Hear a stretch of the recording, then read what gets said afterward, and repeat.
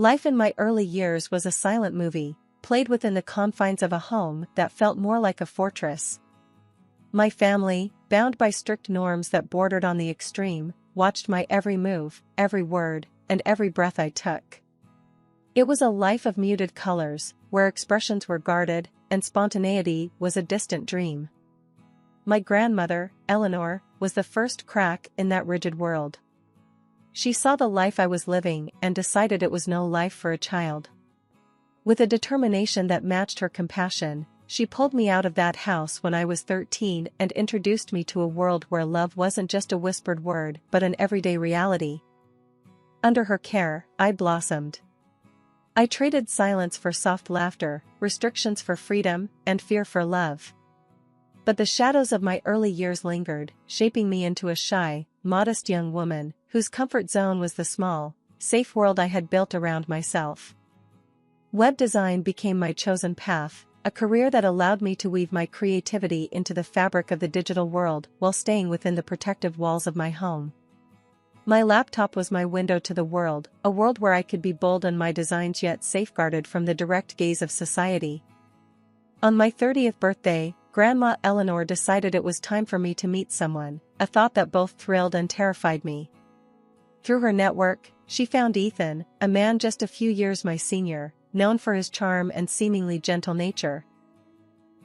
Our first meeting was at a local diner, a place where the aroma of coffee and the buzz of quiet conversations created a comforting backdrop.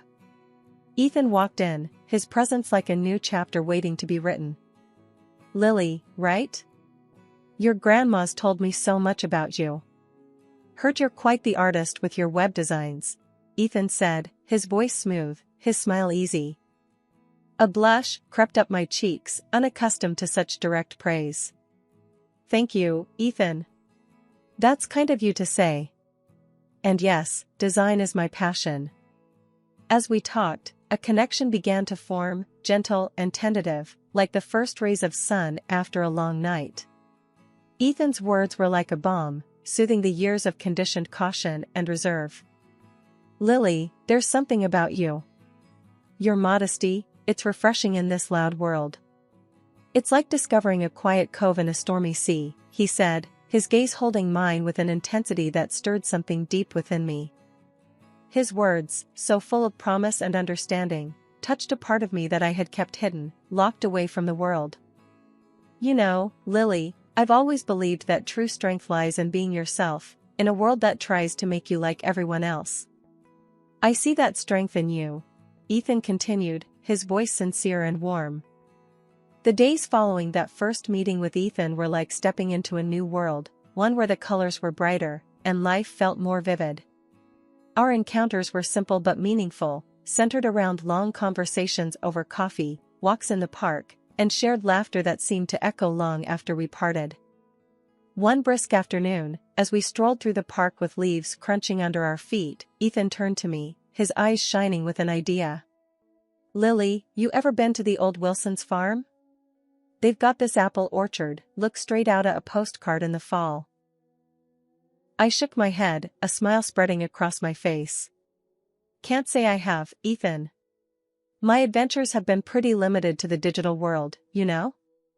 He chuckled, a sound that warmed me from the inside out. "Well, guess it's about time we change that. What'd you say about going there this Saturday? They say there's nothing like picking apples on a crisp fall morning." And just like that, our quiet, comfortable routine expanded to include these little adventures. Each moment with Ethan felt like a step away from my old life, a life of restrictions and silence, into something more vibrant, more alive. The days turned into weeks, and the connection between us grew stronger, more profound. It wasn't just about shared interests or mutual attraction, it was about understanding, about finding someone who saw me for who I was and cherished that. One cool evening, as we sat on a bench watching the sun dip below the horizon, painting the sky in shades of orange and pink, Ethan's voice broke the comfortable silence between us. "Lily, I've gotta tell you, these past weeks with you, they've been something else. You've got this quiet strength, this grace about you. It's rare, and it's beautiful," he said, his words wrapping around me like a warm blanket. His compliment caught me off guard, and I felt a blush rise to my cheeks. "Thank you, Ethan. I don't know what to say. You make it easy to be myself, to open up." He took my hand in his touch gentle yet firm. "That's all I ask, Lily. For you to be yourself. Because who you are is pretty amazing. I was thinking, maybe, just maybe, we can turn this into something more, something lasting." His words hung in the air, a question and a promise all at once. I looked into his eyes, seeing not just the man I had come to know and care for, but a future, a possibility of a life filled with laughter, understanding, and love. "I'd like that, Ethan. More than you know," I replied, my heart feeling lighter, more hopeful than it had in years. Life took a sharp turn when I moved in with Ethan and his mother, Mrs. Clayton. The house, which I had imagined would be a sanctuary of love and warmth, quickly revealed itself as a battleground of expectations and criticism. It was on the first morning in my new home that Mrs. Clayton laid down the law. I was in the kitchen, trying to make a good impression by preparing breakfast, when she walked in, her eyes scanning the room like a hawk. "Lily, let's get one thing straight. You're part of this family now, and in this house, we have rules. You're gonna take care of the cooking and the cleaning. Got it?" Her voice was sharp, leaving no room for protest. Taken aback, I could only nod. "Yes, Mrs. Clayton. I understand," I said, my voice barely above a whisper. Her eyes narrowed as she inspected the kitchen. "And I expect things to be done right. I run a tight ship here. No slacking." With that, she left the room, leaving me to absorb the reality of my new life. Each day became a relentless cycle of household chores. I'd wake up early, cook breakfast, then clean, then work on my web design projects, and then cook again. It was as if my entire existence had been reduced to serving the needs of the house. Ethan, whom I had thought to be my partner and protector, seemed oblivious to the strain I was under. One evening, after a particularly grueling day, I decided to voice my concerns. "Ethan, I need to talk to you about something," I started, my hands nervously twisting the dish towel. He looked up from his laptop, his expression one of mild annoyance. "What's up, Lily?" "It's about your mom, and the housework. It's a lot. And I feel like it's all on me," I said, the words spilling out in a rush. Ethan's eyes went back to his screen as he shrugged. "Well, yeah. Mom's set in her ways. It's just how things are done here. You'll get used to it. But, Ethan, it's not fair. It's not right. I'm working too, and I have my own life. I'm not just here to cook and clean," I protested, feeling a spark of defiance ignite within me. Ethan sighed, a sound of exasperation. "Lily, don't make a big deal out of this. Mom's the boss of the house. Just try to keep her happy, okay?" His words felt like a slap, a stark reminder that my feelings, my exhaustion, were of little consequence in this household. The web of control in the Clayton household tightened its grip around me as the days passed. It wasn't just about the cooking and cleaning anymore. My modest earnings from web design, which I had cherished as my own, became the next target in the Clayton family's playbook of dominance. It was a typical evening. I was sitting at the dining table, finalizing a project on my laptop, when Ethan and Mrs. Clayton cornered me with a conversation I wasn't prepared for. "Lily, we need to talk about your work," Ethan started, his tone serious. I looked up, puzzled. "My work? What about it?" Mrs. Clayton interjected, her voice sharp and commanding. "Your money, dear. It's time you start contributing to the household. You live here, after all." I felt a knot form in my stomach. "But I do contribute, Mrs. Clayton. I take care of the house, the meals." Ethan cut me off. "That's not enough, Lily. We're talking about financial contribution. Your earnings should be going into the family account. It's only fair. The unfairness of it all hit me like a wave. But that's my money, Ethan. I earn it. I have my own expenses, my own needs. Mrs. Clayton scoffed. Needs? What needs could you possibly have that are more important than this family? No, dear, your place is to support this household, just like we support you. Ethan nodded in agreement, his eyes void of the understanding and warmth they once held. It's decided then. From now on, your earnings go to the family account. I'll take care of the finances. I felt cornered, trapped. The little financial independence I had was being stripped away, leaving me more vulnerable than ever. But Ethan, this isn't right. It's not fair. I should have a say in how my money is used. He shrugged, a cold, dismissive gesture that sent shivers down my spine. Fair? Life's not fair, Lily. You're part of this family now, and this is how things work here. Mrs. Clayton's eyes bore into me, ensuring her message was loud and clear. You'll thank us later, dear. We're teaching you how to be part of a family, how to be a proper wife. As they left me there, alone with my racing thoughts, the reality of my situation became painfully clear. My income, my hard-earned money, was now under their control. Trapped in the Clayton household, my life had become a never-ending cycle of servitude. The financial control Ethan and his mother exerted over me was suffocating. My earnings, once a source of independence, were now tightly gripped in their hands. The situation was unbearable, yet I felt powerless to change it. One day, I decided to seek solace in the one place I always felt understood, the web design forum. Typing away on my laptop, I poured my heart out to Sarah, a fellow designer I had befriended online. Sarah, I'm in a bad place. Ethan and his mom, they're controlling everything, even my earnings. I don't know what to do, I typed, the words on the screen blurring through my tears. Almost instantly, Sarah's reply popped up. Lily, that's not right. They're manipulating you. That's financial abuse, you know. Her words were a jolt of reality. Abuse? I typed back, the word feeling foreign yet painfully accurate. Yes, abuse. Lily, you need to protect yourself. Read up on psychological abuse and financial control. Knowledge is power, Sarah urged. Taking her advice to heart, I started reading. Books on psychology, articles on financial abuse, stories of people who had walked the path I was on. The more I read, the clearer the picture became. Ethan and Mrs. Clayton weren't just overbearing, they were abusers, using manipulation and control to keep me under their thumb.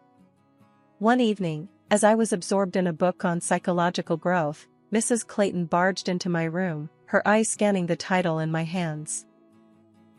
What's this nonsense you're reading, Lily? She demanded, her voice dripping with disdain. It's a book on personal growth, Mrs. Clayton, I replied, a newfound strength in my voice. She snorted, personal growth? Don't fill your head with such rubbish. Your place is here, taking care of this family, not reading silly books. But her words, which would have once sent me into a spiral of self-doubt, now bounced off me. I had begun to see through their game, to understand the dynamics of control and abuse. Ethan, your mother thinks my reading is rubbish, I said later that evening, hoping to find an ally in him. Ethan, however, was far from supportive. Mom's right, Lily. You're getting ideas above your station. Focus on your duties here. That's what's important. His words were a crushing blow, yet they only fueled my determination. It was clear now, I was alone in this fight. But I was no longer the timid, compliant Lily they thought they knew. The knowledge I had armed myself with was my weapon, and I was ready to use it. Life at the Claytons had pushed me to my limits. I had been enduring, silently suffering under the weight of their control and manipulation. But everything changed the day fate intervened in the most unexpected way. It was a regular morning, and I was out running errands, lost in my thoughts, when suddenly, out of nowhere, a car came speeding around the corner. Before I could react, everything went black. I woke up in a sterile hospital room, my body aching and my mind foggy.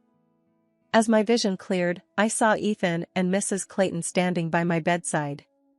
But their expressions weren't of concern or worry, they were of irritation and anger. "Lily, what were you thinking, wandering around like that? Do you have any idea how inconvenient this is for us?" Ethan's voice was harsh, void of any warmth. Mrs. Clayton chimed in, her words sharp and cold. "Yes, and now who's going to take care of the house, the cooking, the cleaning? You've put us in quite a bind, Lily." I lay there, stunned, not by the pain from my injuries, but by the sheer lack of empathy from the people I had been living with. I'm sorry," I managed to whisper, the words tasting bitter in my mouth. Ethan's face twisted into a scowl. "Sorry doesn't cut it, Lily. We need you back on your feet, taking care of your responsibilities. This little stunt of yours is unacceptable." Mrs. Clayton nodded in agreement, her eyes scanning me with disdain. "Absolutely.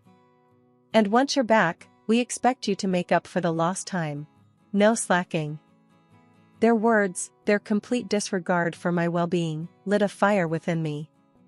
It was the turning point, the moment I realized that I was nothing more than a convenience to them, a tool to be used and discarded at will. "Enough," I said, my voice stronger than I felt. "I'm not your maid, not your cook, not your ATM. I'm a human being, and I deserve respect, care, and empathy, none of which you've shown." Ethan's eyes widened in shock, clearly not expecting resistance. "Lily, you're not thinking straight. You need to calm down and think about your duties, your place in this family." But I was done. Done with being told my place, done with being treated like a nobody. "My place," I said, my voice steady, "is not here, not with you. I deserve better, and I will have better." The doctor walked in at that moment, breaking the tension. He explained my injuries, the fractures, and the long road to recovery. Ethan and Mrs. Clayton's faces fell as they realized the implications, the weeks of convalescence, the medical expenses, and the absence of their obedient housekeeper. Ethan, his voice laced with frustration, turned to me. "If you think you're going to sit back and enjoy a vacation at our expense, you're mistaken. If you're not back on your feet and fulfilling your duties in a month, consider this marriage over." For the first time, his threat didn't scare me, it liberated me. "Ethan," I said, a smile tugging at the corners of my bruised lips, "I'm ready for that divorce. It's the best news I've heard in months." Their shocked faces were the last things I saw before they stormed out of the room. Lying in that hospital bed, I realized the crash hadn't just broken my bones, it had shattered the chains that bound me. A couple of days after Ethan and Mrs. Clayton's disastrous visit, a nurse wheeled in a small cart with my personal belongings, a bag that Ethan had left for me. Among the items was my laptop, my gateway to the world and, more importantly, to my independence. As I slowly, painfully opened the laptop, the screen welcomed me like an old friend. I was about to embark on the most crucial project of my life, my liberation. I began by drafting an email to my lawyer, detailing the years of financial control, emotional manipulation, and the recent threats from Ethan and his mother. My fingers trembled, but with each word typed, I felt stronger, more in control. A few days later, Ethan came to visit, his demeanor a mix of anger and disbelief. "Lily, what's this nonsense about a lawyer? You think you can take me on?" he scoffed, his voice echoing off the sterile walls. I looked at him, my resolve unwavering. "It's not nonsense, Ethan. It's the truth. I'm done being your puppet. I'm taking back my life, my money, my dignity." He laughed, a cold, harsh sound. You? You don't have the guts. You're nothing without me, without us."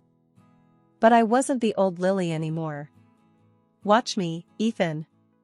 You and your mother have controlled and used me for long enough. Those days are over. His face reddened, a vein throbbing in his neck. You'll regret this, Lily. You'll come crawling back. I shook my head, a small smile playing on my lips. I'd rather crawl through fire than come back to you. After Ethan stormed out, the days blended into weeks. My body was healing, but more importantly, my spirit was healing too. I spent hours reading, learning, and preparing for the battle ahead. The hospital room, once a symbol of my vulnerability, had become my war room. The day I was discharged from the hospital marked the beginning of my new life. Grandma Eleanor, frail but with a spirit as strong as ever, was by my side as I walked out of the hospital. Her eyes, filled with tears of pride and relief, told me all I needed to know. I was on the right path. Grandma, I'm scared, but I'm ready, I told her, my voice steady. She squeezed my hand. I know, my dear.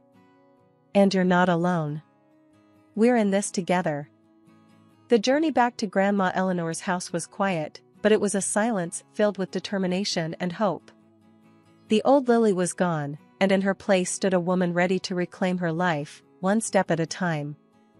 The morning of the hearing, Grandma Eleanor and I sat at the kitchen table, a silent understanding between us. Lily, you ready for this? She asked, her voice steady but laced with concern. I nodded, feeling a surge of strength from her unwavering support. I am, Grandma. It's time to put an end to this, once and for all. At the courthouse, the atmosphere was tense. Ethan and Mrs. Clayton were already there, their faces a mask of arrogance and disbelief.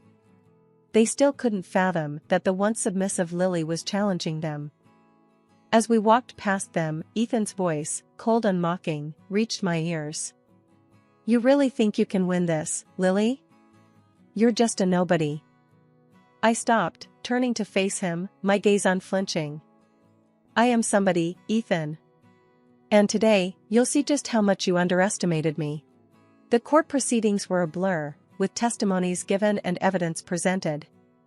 My lawyer was a pillar of strength, laying out the years of financial and emotional abuse with precision and clarity. Ethan and Mrs. Clayton's lawyer tried to discredit me, painting me as an ungrateful wife. But the recordings I had made, the meticulous records of their controlling behavior, and the financial statements spoke louder than their lies. As the judge pronounced the verdict, favoring me and granting significant compensation, the look of shock and defeat on Ethan and Mrs. Clayton's faces was a sight I would never forget. Outside the courthouse, Ethan approached, his demeanor now that of a defeated man. Lily, please, let's talk about this. We can settle it without the compensation. You don't have to do this. I looked at him, the man I once believed would protect me, now a mere shadow of his former self. No, Ethan. You had your chance. You chose to control and abuse instead of love and respect. This is the consequence of your actions. Mrs. Clayton, her pride shattered, joined in, her voice trembling. Lily, please, I'm an old woman. Have some mercy. I shook my head, the final pieces of the emotional shackles they had bound me with falling away. Mercy was what I begged for when you controlled every aspect of my life, Mrs. Clayton. It's too late for that now. As Grandma Eleanor and I walked away, the weight of years of oppression lifting off my shoulders, I knew that this was more than just a legal victory. It was the triumph of justice, the affirmation of my strength, and the beginning of a new chapter. But the story didn't end there. News of Ethan's and Mrs. Clayton's actions spread, reaching Ethan's workplace. His colleagues started looking at him differently, whispers followed him around, and soon, his position at work was demoted. He was a shadow of his former self, condemned and despised for his actions. Mrs. Clayton faced her own downfall. She found herself ostracized, her name synonymous with manipulation and cruelty. Decent society closed its doors on her, her past actions casting a long shadow over her present. As for me, life was opening new doors. It was a chance to start fresh, to build a life on my terms. The battle was tough, but it led to a new beginning, a future where I was no longer a victim but the author of my own story. The final reckoning was not just an end, but a promise of a new, brighter dawn.